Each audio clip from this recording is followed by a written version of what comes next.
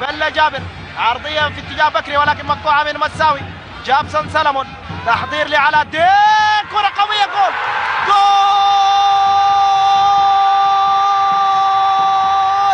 هدف أسطوري من تسديدة تاريخية قوية، تسديدة قوية، كرة جول على طريقة يايا توريه. علاء الدين يوسف يسجل أول أهداف المباراة بتسديدة صاروخية صعبة على لويك ماكسيم في الدقيقة 38 من الشوط الأول.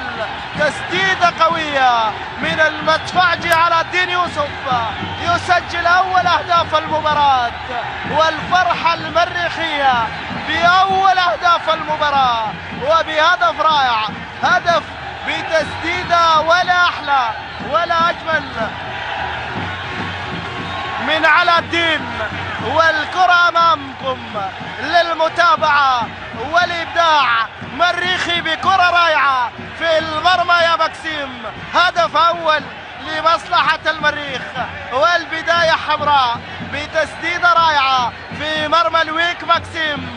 كرة صعبة لا تصد ولا ترد، تسديدة قوية وهدف مريخي رائع وهدف مريخي جميل في الدقيقة 38 بتسديدة من علاء الدين يوسف يسجل أول أهداف اللقاء. عرضية هلالية وفيصل موسى، فيصل موسى داخل منطقة الجزاء والتمريرة والكرة، جول جول!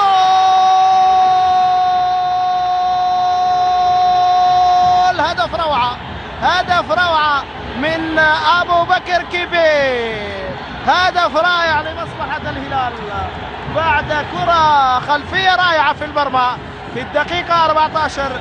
كيبي يعدل نتيجة المباراة لمصلحة الهلال والفرحة الجماهيرية الهلالية.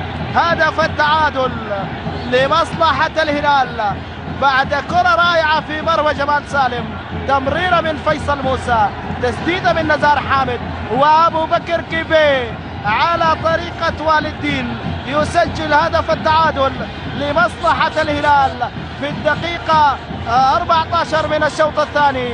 تتنفس معها الجماهير الهلالية الصاعدة بتعديل نتيجة المباراة. الآن المباراة التعادل هدف لكل بين الفريقين في ملعب استاد الخرطوم.